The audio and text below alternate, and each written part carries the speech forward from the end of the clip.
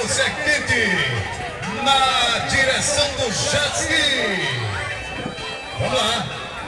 Já fazendo seu percurso aí, toda da equipe Evaldo do Abacaxi, lá da cidade de Sapé. Aguardem bem aí a terceira etapa, estilo livre. Agora com premiações para todos os pilotos participantes.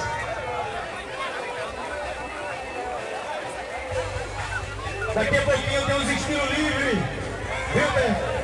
Atenção, Pico. Daqui a pouquinho o Napoleão, estilo livre aqui no meio. O tempo do estilo livre, o tempo do estilo livre.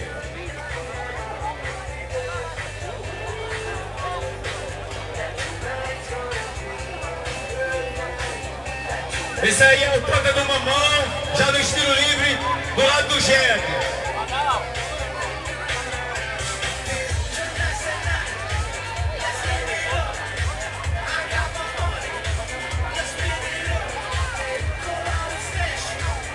Olha, daqui a pouquinho também na água aí o piloto Berg.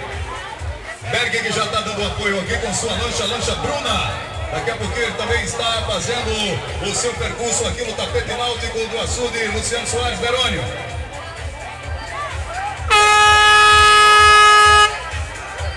Valeu, Tota.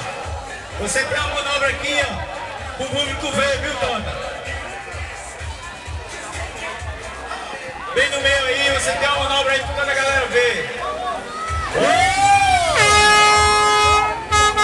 Beleza pura, já fez o seu percurso, sua pontuação já foi notificada aqui, tá certo?